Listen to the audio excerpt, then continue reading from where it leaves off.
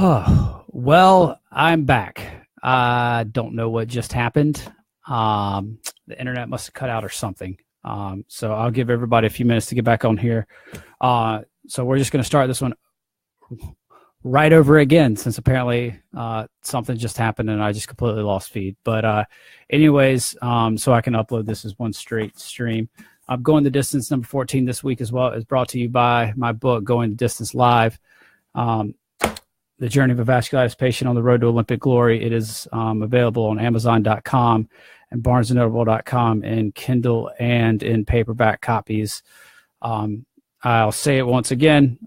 Sorry if anybody's going to hear me repeat myself, but I'm doing this just so there's one video up because I don't know what just happened to the other video. All the signed copies are currently gone on my website, but I'll be putting more up as soon as I get another shipment of books in. And as soon as that happens, I'll let everybody know. Also, last week I talked about having some t-shirts designed. We got them done. I'm throwing up the links here. If people like them and we sell 5 or 6 of them, they will get printed. If not, nobody loses any money, but you do have to buy them and act like you want them for them to get done. So if they don't, we'll work on some other designs. We're going to keep plugging away because like I said last week, I feel like cancer and some of the other diseases and stuff get really cool shirts, and I'm tired of us not having cool shirts. So we're going to have cool shirts. So if it takes a couple of tries because I'm terrible at art, then we will keep trying. But otherwise, if you like those shirts, please please obviously buy one to support the cause, support the vasculitis patient in your family, the vasculitis patient and if you buy one, please share it on social media, put pictures up of it or whatever, so we can spread the love. Any awareness helps. Now, I completely lost my whole thing after that feed went down. Oh, yeah. So this week we're going to recap kind of what happened in New York City. If some of y'all have seen results, maybe you have, maybe you haven't. It went about as bad as it possibly could. There's no way to sugarcoat it or whatever. I ran, I think 4:14, which is just a couple of seconds faster than I ran as a high school senior. So, it was obviously very discouraging because I got beat by about 100 meters, which is half a track on an indoor track. So I spent the second half of the race pretty much running solo. So it was rough out there. It was a rude awakening to elite level racing again. That's for 100% sure. And it's never fun when you just get your clocked absolutely cleaned like that. I thought I was in a little bit better shape than that, and I went out the first half of the race, stuck my nose right off the back of the field, and was hoping that I could hang on and possibly catch some people the second half, but that didn't happen, and I went from running like 60-second laps to 66-second laps, which is might not sound like a lot, but on an indoor track at the most prestigious indoor meet in the world, it's a lot and it's a big deal. And I was out there all by my lonesome self the last 2 laps, and it was rough. There's no way around it. But I'm a professional. It's my job to show up and compete, and I can come up with excuses. I'm sorry. I'm still tired from traveling. Anyways, my brain's just been mush since I got back, but I'm a professional, so I have to show up and do my job. And I might not be in quite the shape that I thought I was in, or my blood levels and stuff might not have rebounded quite like we had expected after all the treatments and everything. So it's kind of hard sometimes to tell in workouts because you get recovery and stuff. So until you really go to the well, sometimes it's tough. It was a rude awakening, that's for certain. And, it wasn't like I just ran a bad race and then like chilled. It's like I ran as hard as I possibly could. And that's the number that I got. And it was discouraging. But I had a lot of fun on the trip. It was great being back at around ran to all my friends on the circuit, and seeing some incredible performances at the Millrose Games. I mean, I got to see 2 world records happen. I saw the Olympic champion at 400 meters run a world record at 300. I saw a group of ladies run a world record in the 4x8 100-meter relay, and saw a host of other. I saw the second fastest time ever run indoors at 800 meters. The building was absolutely electrifying. And so it was fun to get to see that again and get inspired by a lot of those performances.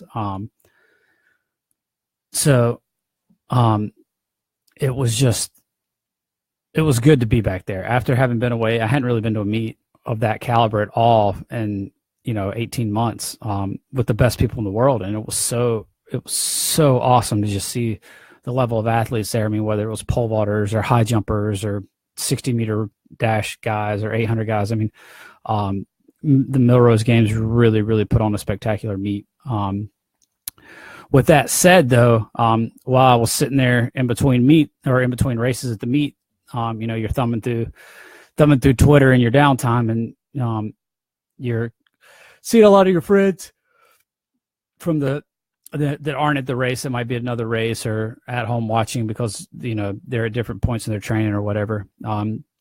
You see them out there, and you realize that the TV coverage that's going on NBC is just not conveying the energy and the atmosphere, and that sucked because this is something that our sport kind of continues to shoot itself in the foot with. It's one of the things when you package something terribly and you can't convey to the average viewer that really doesn't know a lot about track and field what the atmosphere is like inside that building when people run that fast. Or they even they have a couple of like special races for like some of the best high schoolers in the world or in the country there that race too. And the crowd goes wild for those things, and it's just not conveyed on TV at all. And whether they're dividing races up with commercial breaks, there's a 7-minute long race, they can't even figure out how to stay there for 7 minutes. So it's frustrating when you realize that the sport shooting itself in its foot and hurting the athletes. And I don't want to go over too much of that, but it's something that I did a podcast yesterday with my friend Anthony Famiglietti, who's a 2-time Olympian at the steeplechase, as well as Nick Symmonds, who's also a 2-time Olympian, also a silver medalist at the World Championships at 800 meters, and a guy by the name of Professor Martin Nagel at the University of South Carolina, who's a sports marketing director guy. We had Nick on because Nick is currently in the process of filing a lawsuit, an antitrust lawsuit against the USOC. If I got my details right, we were a little sketchy on some of the details. Nick ironed those all out for us yesterday. But when we go to the Olympic trials, like when I was at the Olympic trials last year, I had to cover up the Vasculitis Foundation on my logo because the USOC, because they are in bed with Nike and Adidas and the shoe companies, they only allow apparel manufacturer, only allow a company to the only logos you can have on your jersey at the Olympic trials, which is arguably our second largest stage. As an athlete, they only allow an apparel company. So you have to have, I think, to be considered an apparel company, you have to have 75% of your revenue or 65% of your revenue or something like that come from apparel or shoes. And that hurts the sport because it's one of the few sports that you don't see the only brands that are involved in the sport are companies that are in the sport. So you don't see people like Red Bull or people like McDonald's or Toyota or these other companies that spend huge amount of money on marketing. You don't ever see them sponsoring track and field athletes because they're basically not allowed to. I mean, they could, but then basically on the biggest stage, they wouldn't be able to advertise on the athletes. So Nick actually has filed with his company called Run Gum. He's filed an antitrust lawsuit against the USOC to hopefully overturn that rule because according to them, he obviously believes that it's it's searching for the right words here. It's not fair practice for them to prevent outside companies from doing that. So they're in the process of that lawsuit. They have their court date, I think, later in the year from what he said. He didn't give us an exact date. But the four of us all talked, and Fam and I were together, and then Nick and Professor Mark Nagel called in to the podcast, and we all talked. So the podcast was about 3 hours long. So Famiglietti's actually today been he was going to toss it up, but obviously it's 3 hours long. So he wants to put it into some more digestible pieces for us. So he's currently in the process of ironing out a good way to present it to everybody so it's digestible. But there was a lot of good things covered. A lot of, Fam and Nick have both been were very outspoken as athletes. They're both kind of, they're both retired. Although Fam might be making a comeback at 40. To try to break 4 minutes, be one of the few people that's broken 4 minutes in the mile at age 40. But anyways, they caught a lot of flack for speaking out at times and got blackballed and held out of meets and stuff at different times. And we tackled that. We tackled Fam and I tackled the issues about, certain companies using our images without our permission, promoting their other services that aren't media related. We covered a lot of ground and, whether it's, the corruption of agents or everything. In fact, Fam actually, and this is a great way, and I'm probably going to steal this from Famiglietti now, but a great way of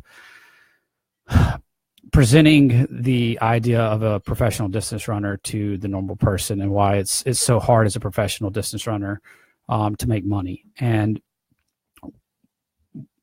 pretty much right now, the way the model is, the only way for you to make a living is you either have to have a full-time job and then travel on the side, then travel and work as an athlete around that schedule, or to have a sponsorship with a shoe company that pays you a salary. Now there's some of us that kind of fall in between that don't have quite enough. They've got a little bit, but not a lot, or, they get a little bit of like clothes and gear, but they don't get any money, or they get some travel money. So there's varying degrees of that, but that's kind of the range. And so it's a big world of have and have nots. And I think I've said on here before, somewhere between 65 and 70% of track and field athletes live below the poverty line. And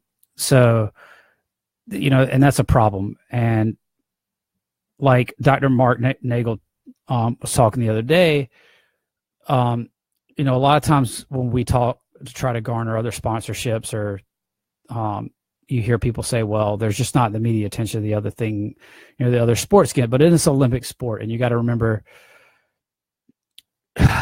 that countries and spend literally billions and billions of dollars and will actually destroy third world countries to host the Olympics. So there's billions of dollars in the Olympic sport. So don't let the model fool you. And it's hard to get the exact numbers because there's so much money involved in it. When you look at what huge sponsors like Coca-Cola or McDonald's will pay, what it costs a country to host the Olympics. And, companies like NBC or ABC that, every country basically, negotiates to get their own viewing rights for their audience. So there's tons of those TV contracts out there. So the IOC is raking in billions and billions of dollars at the expense of the athletes, and most of the athletes are living because it's not just track and field athletes. There's a lot of other Olympic athletes that are living below the poverty line. And like Mark Nagel said, there's a lot of other countries that pay their athletes that are Olympic athletes to make sure that they can try to win medals. There's a lot of countries with a lot less money in their governing bodies, that pay their athletes. USATF has a lot of money without a ton of cost out of pocket because they're not building stadiums. They only pay to rent stadiums. And there's people at USATF that make well into the six figures that sit in offices and their entire job is to market our sport. And then they tell us there's not a market for stuff. And I'm tired of hearing that because it's their job to market us. And they're allowing it to be done terrible. And to the point where sometimes you think that they allow it to continue to be packaged terribly so that we don't have a voice. Well, luckily, social media and stuff like that now is giving us a voice. So myself, Famiglietti, others have started podcasts and, trying to raise our voice, raise our exposure, because, we no longer have to just rely on a couple of minutes on TV or, a short spot on a local TV station or something, or an article in a paper or an article in Runner's World. We've got the internet, we've got social media, and I wish I could just focus on training every day. Obviously things like this podcast or stuff that I do, as far as outreach with the Vasculitis Foundation and raising awareness and stuff is obviously a passion of mine that I choose to take on as well. But, an athlete should be allowed to train as an athlete full time. Just to give you an example, of another sport that's very similar to ours, you've got USA Swimming that, if you finish at top 10 in any U.S. championship in USA Swimming, you can file and get a stipend for the following year. So like in USATF, they give out some grants, but they really only give grants to people that kind of already have stuff. It's kind of funny. Like the qualifications to get the grants a lot of times are going to athletes that actually already have support, which is kind of BS anyway. So I've applied for USATF grants every single year, and of course never gotten a dollar from them. But Fam posted this question to Nick Symmonds because Nick considers himself a businessman, and he's like, Nick, so I've got a job for you. I'm going to hire you as a marketer for my company, and I'm going to pay you, but I'm not going to give you health insurance. I'm going to hire you as an independent contractor. I'm going to pay you. You'll get your salary probably broken up into 2 or 3 chunks. You won't even get something every month. You'll probably get all of it divided into 2 or 3 paychecks. And then on top of that, to get ahead and to make sure you can get into the right conferences so that you can have the right skills, you're going to have to hire this agent guy and pay him 15% of your salary to get you into these conferences. So that you can have the right stuff. And don't forget about taxes, because taxes are probably going to take 35 to 45% of your money. And you're going to pay an agent 15% to make sure you can go to these conferences. And then sometimes you're good. Some of these conferences, they'll help you get there. Some of them won't. So you're going to have to probably spend a few extra $1,000s of your own money to get to those conferences. And then after you have all these skills, if you're not the number one marketer in the United States for your field that I'm having you market in, then I'm going to cut 15% of your salary. If you're not in the top 2, I'm going to cut 25% of your salary. If you're not in the top 3, I'm going to cut probably 30% of your salary. And if you're not in the top 10, I'm probably going to cut at least 50% of your salary for the following year. And that is literally what running is in a nutshell, because a lot of athletes are forced to sign these as independent contractors. They're hired basically as marketers because you're promoting a brand, and by wearing their clothes all the time at meets, and they put all these ridiculous stipulations in there that if you don't run at certain meets or don't finish in the top 3 or top 5, a lot of times there's incredible reduction clauses in them. So you just get hurt at the wrong time, and a lot of times it can have a giant impact on your pay. And it's stressful for athletes, and it's not the best model. So that's what we're, Nick's kind of hoping to tear down with the lawsuit, because like that's basically a tear. Nobody in their right mind would take a job like that out of college, or as an adult. I mean, it's just not sustainable. So, it's not just me that struggles. It's a lot of people in our sport. So, so I'm gonna go over here. Let's see. We've got a couple of comments here. Brian Riggs is a big pole vault coach back from my area. The problem is we have to fix. A group is trying to fix it with pole vault. Not looking at everything. Maybe pole vault doesn't get the coverage of the sighting. There's real.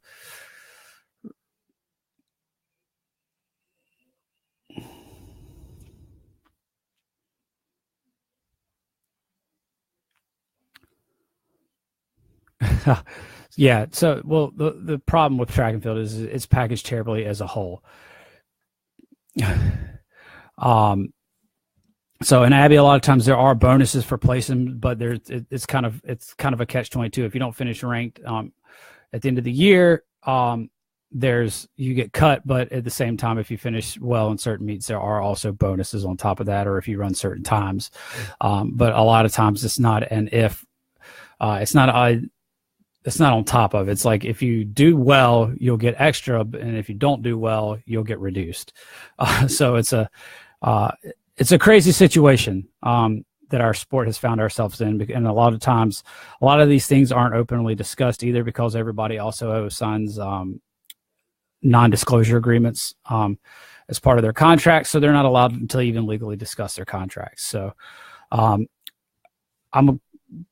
I've kind of even gotten further into it than I was planning. So hopefully that podcast is up soon, so everybody can download it and watch it, or listen to it, or watch it on YouTube or whatever.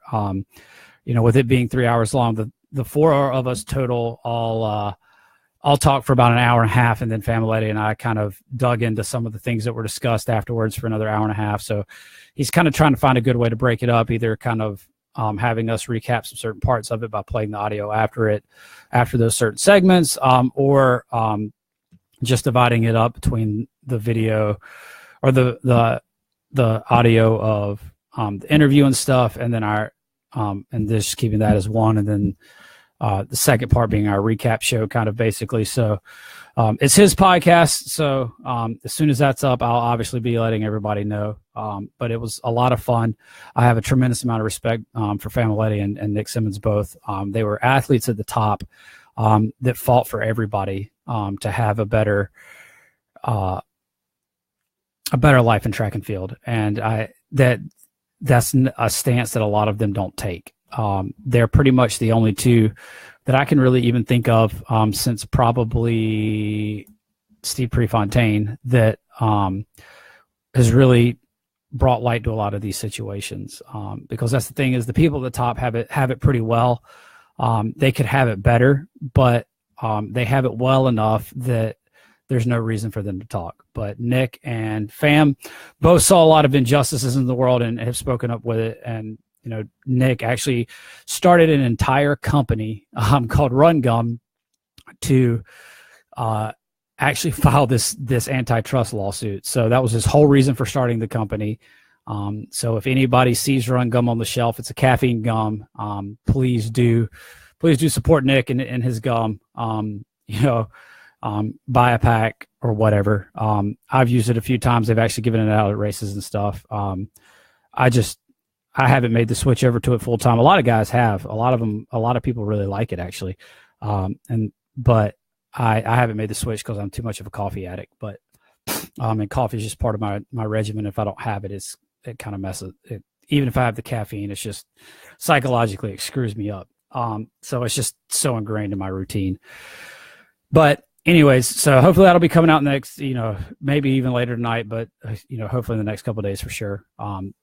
But there was a lot of great ground covered there. But I also wanted to let everybody know too as well that I will be racing in Montreal at 7:10 p.m. I believe on Saturday afternoon. I've gotten invited up there. That meet, it's unlike this past weekend where I had to pretty much pay my own way to the meet. This meet is has invited me to come up and race, and it's part of the Canadian Grand Prix circuit. I'm tossing links up to it now. This one will be available to watch, and it will not cost you any money, actually, to watch it. Now, if you do miss the live feed, unfortunately, it does cost money to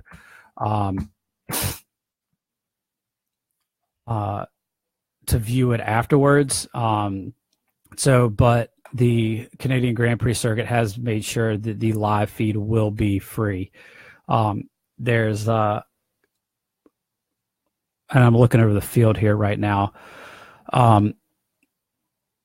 Because I just actually had all this information sent to me earlier.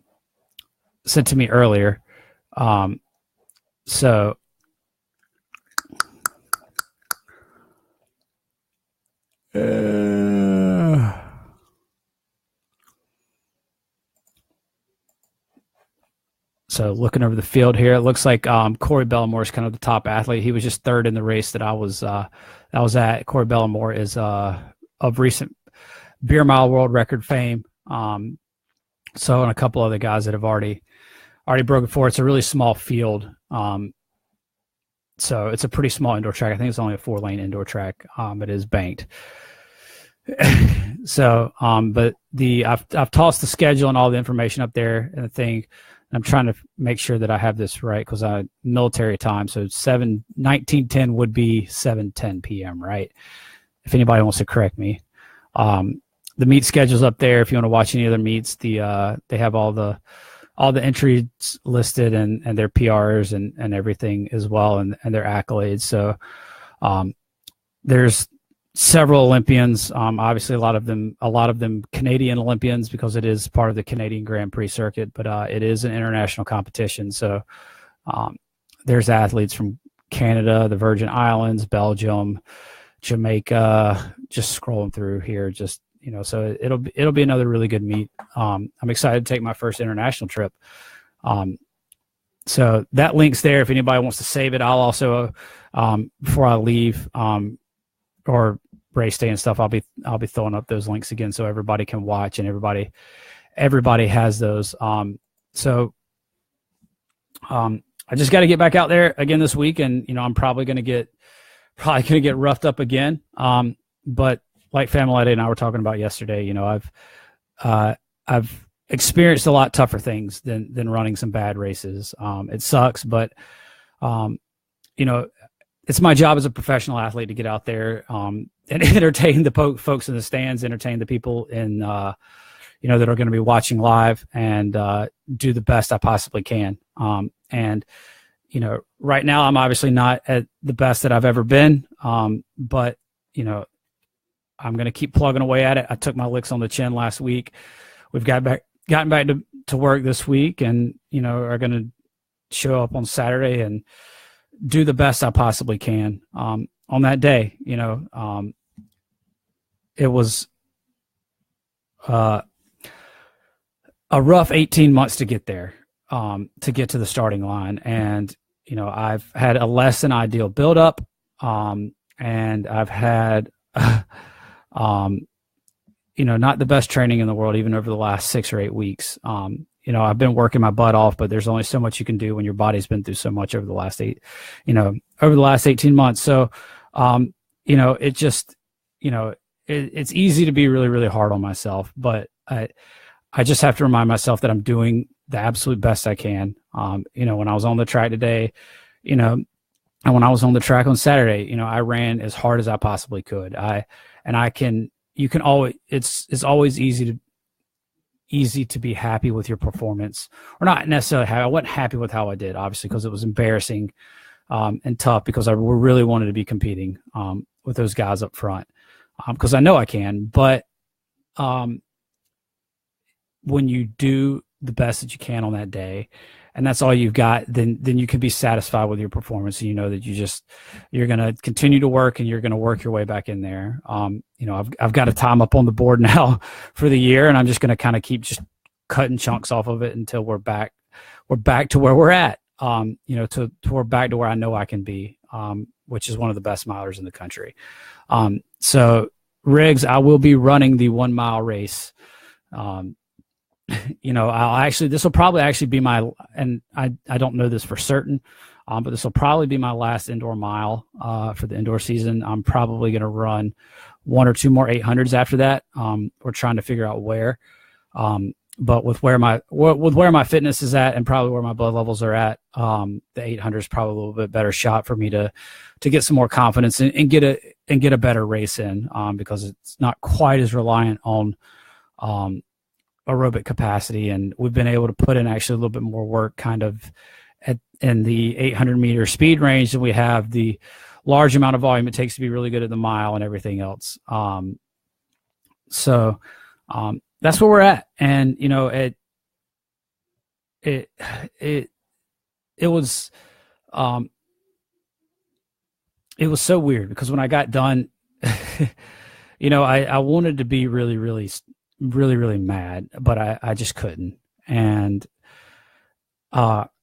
it's just kind of like getting I've obviously never been a fighter, but it kind of has to be like getting in the boxing ring and just kind of in the first round, just getting your head just swiveled, and you're just like, all right, well, this is where I'm at again. Okay, like, wow, all right, this is gonna be a long fight, but it's a long year. I know I'm gonna keep getting better every single week, and come June, July, August, that time range, I'm going to be a lot better than I am now, and I just have to keep reminding myself of that. And because I was racing the best guy, even in the B heat. Those are all guys that were All-Americans in high school. Those two NCAA or All-Americans in college, excuse me. Those two NCAA champions, and in the B heat. That's how deep those fields are at Millrose, that even the second heat of the mile has the best runners in the country in it. So, it's just it's a tough sport, and I'm okay with that because the burden's worth carrying, and I'm going to continue to do it because it's a challenge, and I like challenging myself and pushing myself, and I've kind of talked about that before on here. The importance of pushing yourself outside of your comfort zone, and I'm continually doing that in running. Obviously right now my comfort zone is changed, and it's not nearly as high as it used to be. And that comfort zone is a lot slower than I'm used to. But it's a challenge getting myself back to where I know I can be. And,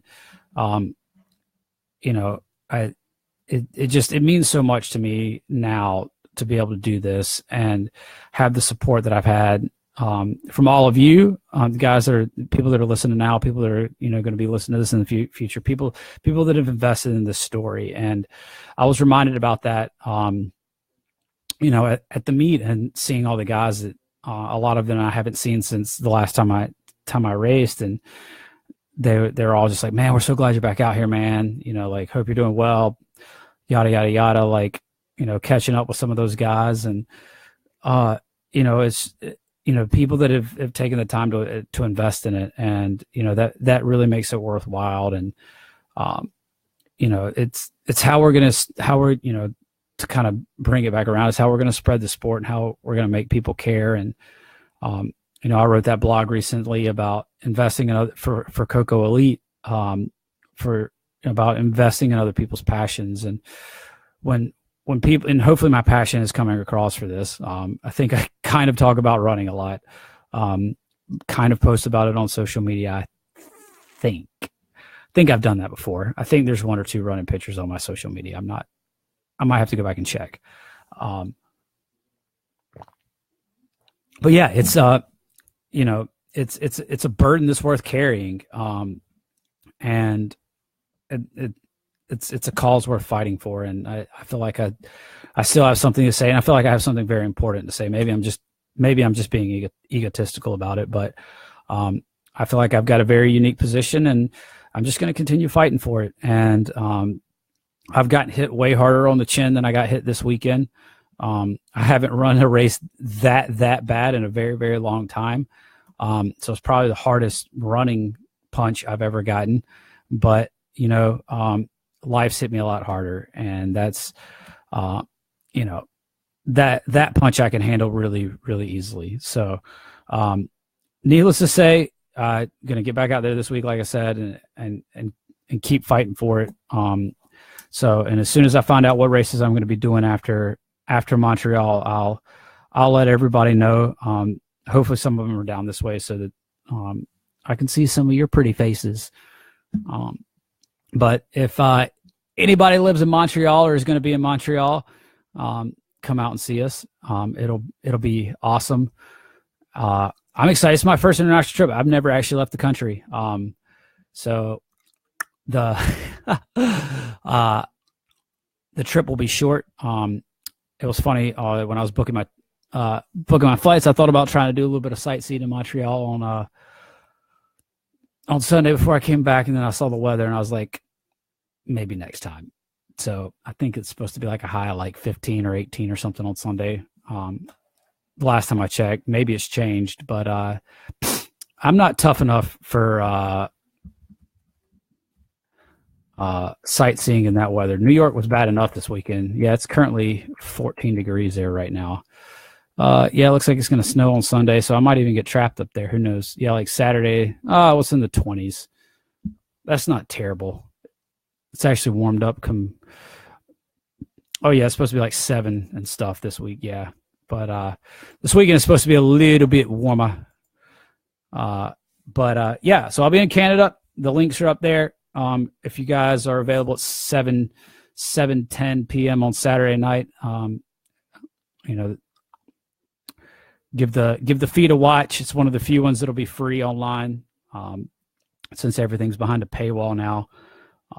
But if you do miss it, unfortunately, it will be stuck. So try to watch it live if you can.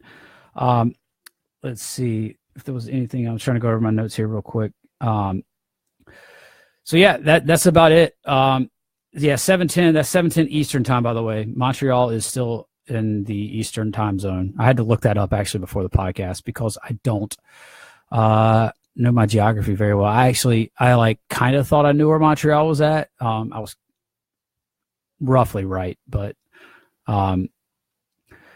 so Alex Taylor, what's my long runs like nowadays? Mr. James Snyder's only had me doing about 14 miles right now. If anybody's interested in the training I've been doing since I got back, I might can do a little bit of podcast or a whole podcast on that. Because it's been a lot different than anything that I've done since I read for Coach Paxton and went through.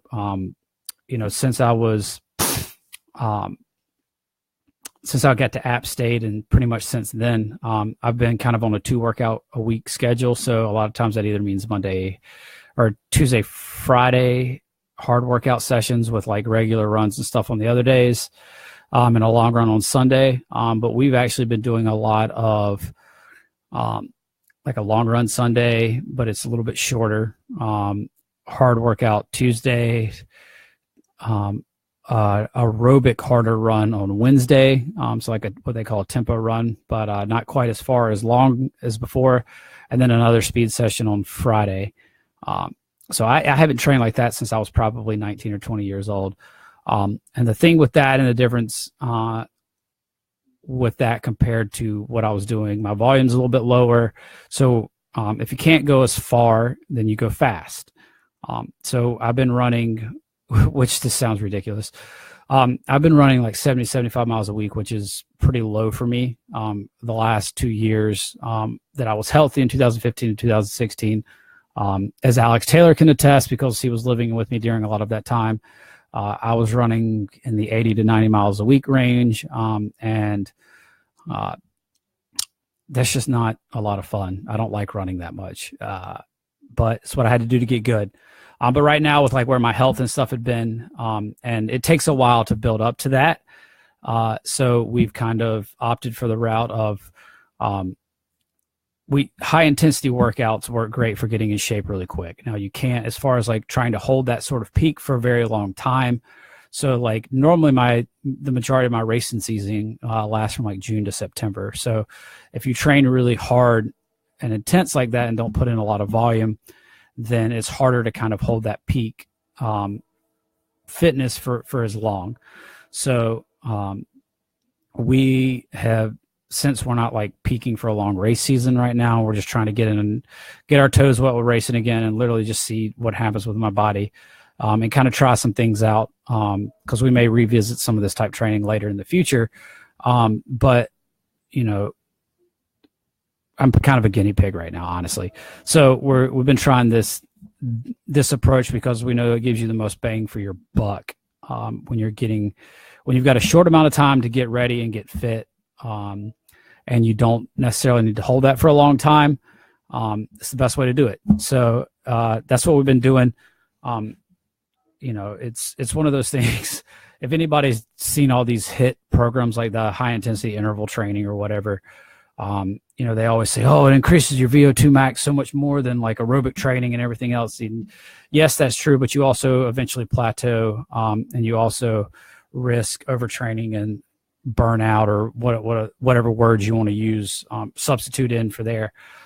So the best thing you can do is always put in a lot of the aerobic first, and then build from there. But if you don't have time, high intensity stuff is the best thing you can do to get in shape in a hurry.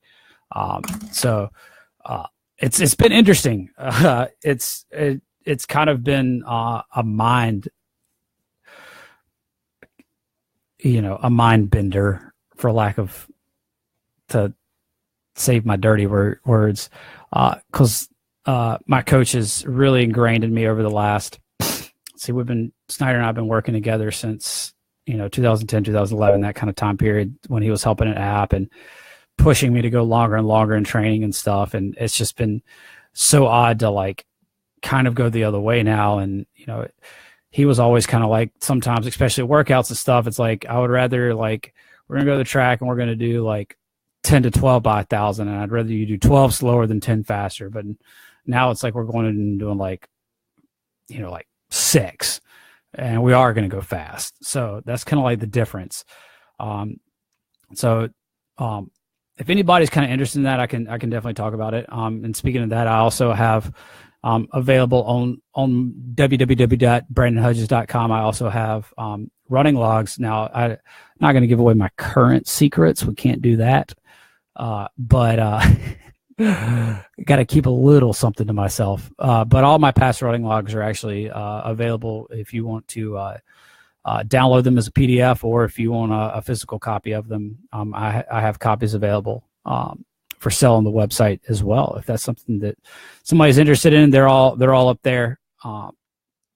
Actually, so that was a nice little segue. Thanks, Alex.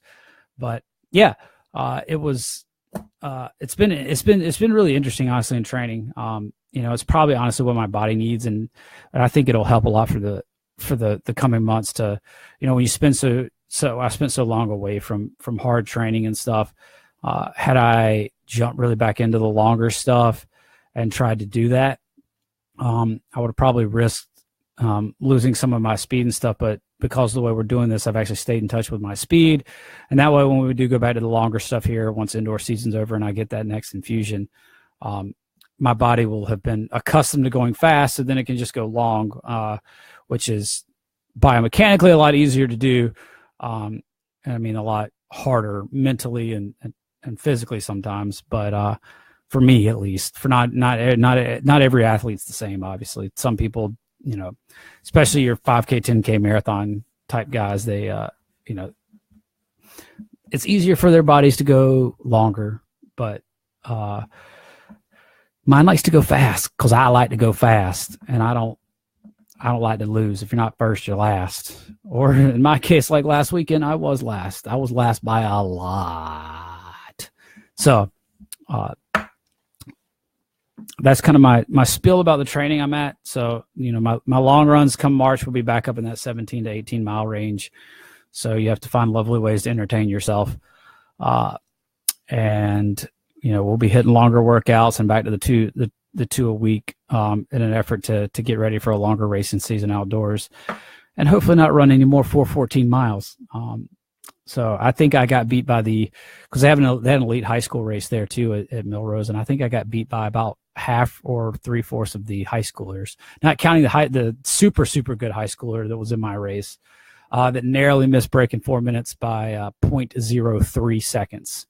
So, somebody said, "Oh, I feel so sorry for him." I don't. He just ran 4 flat in high school. He'll be fine. He's going to Oregon. He's going to have his whole entire life taken care of for him, unlike the rest of us. So I don't feel too sorry for a kid that got flown up to New York City to race professionals as a high school kid, when he didn't break 4. And plus I was kind of okay with it because I didn't want another high schooler to break 4 minutes in a race that I was in, because that's happened 2 other times already. I think I'm kind of at the stage where if I found out a high school kid's going to be in my race, I'm going to back out of the race because I'm tired of getting beat by them. So the high school kids these days are just something in the water now. But anyways, that's about all I got for everybody this week.